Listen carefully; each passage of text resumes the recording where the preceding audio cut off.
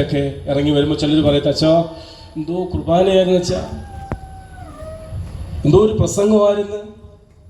ഉച്ച കഴിഞ്ഞ് പെരുന്നാളിന്റെ പിരിവ് വീടുകളിലേക്ക് വെച്ചിട്ടുണ്ട് അല്ലേ? ഉച്ച കഴിഞ്ഞ് പെരുന്നാളിന്റെ പിരിവിന് വീടുകളിൽ ചെല്ലുമ്പോൾ ഞങ്ങളുടെ ഒരു അച്ഛൻ വന്നിട്ടുണ്ട് പിരിവിന്റെ മേലിൽ അല്ലെ, രാവിലെ പറഞ്ഞ ആ വാക്കുകൾ ഉച്ച കഴിയുമ്പോഴേക്കും അങ്ങ് മാറും അല്ലെ. ഒരേ സമയം പല സ്വഭാവത്തിന്റെ ഉടമകളായി അല്ലേ. അതുകൊണ്ട് വേദപുസ്തകത്തിൽ പറയുന്നുണ്ടല്ലോ, ഒന്നുകിൽ നീ ശീതവാനായിരിക്കണം, ഒന്നുകിൽ നീ ഉഷ്ണവാനായിരിക്കണം.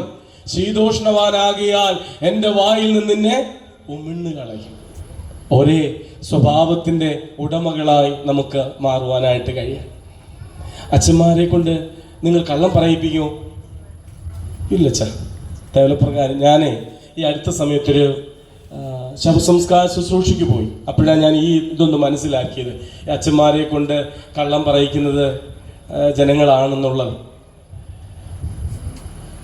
ഒരച്ഛനോടൊപ്പമാണ് ഞാൻ ശുശ്രൂഷയ്ക്ക് പോയത്. അവിടെ ചെന്നപ്പോൾ വികാരിയച്ഛനുണ്ട്. ഭൗതിക ശരീരം, അപ്പച്ചൻ്റെ ഭൗതിക ശരീരം ഭവനത്തിൽ നിന്നെടുത്ത് പുറത്ത് മുറ്റത്തേക്ക് വെച്ചു. ഉടനെ എന്നെ കണ്ടതുകൊണ്ട്, പുതിയ ഒരു അച്ഛനാണെന്ന് കണ്ടതുകൊണ്ട് ഉടനെ വികാരിയച്ഛൻ പറഞ്ഞു, അച്ഛാ അച്ഛനൊരു 5 വാക്ക് 5 നിമിഷം ഒരു അനുശോചനം പറയാം. ഉടനെ ഞാൻ പറഞ്ഞു, അച്ഛാ എനിക്ക് ഈ അപ്പച്ചനെ കുറിച്ച് ഒന്നും അറിയില്ല, ഞാൻ ഈ അച്ഛനോടൊപ്പം വന്നതാ. ഉടനെ അച്ഛനൊന്ന് പറഞ്ഞാൽ മതി.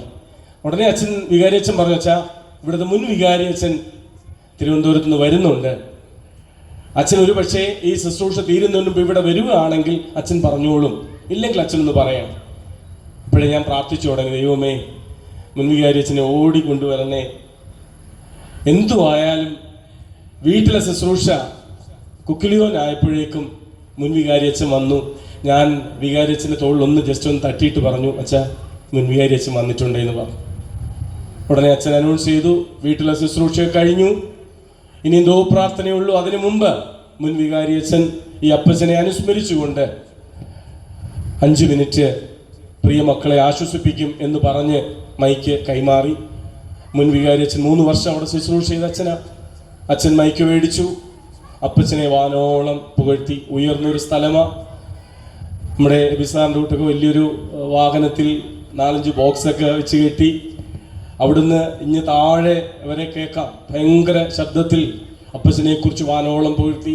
പള്ളി തുറന്നു കഴിഞ്ഞാൽ അപ്പച്ചൻ പള്ളിയിലുണ്ട്. എന്തൊരാവശ്യത്തിന് എന്നാലും അപ്പച്ചൻ ഇഷ്ടംപോലെ ദേവാലയത്തിന് നൽകും.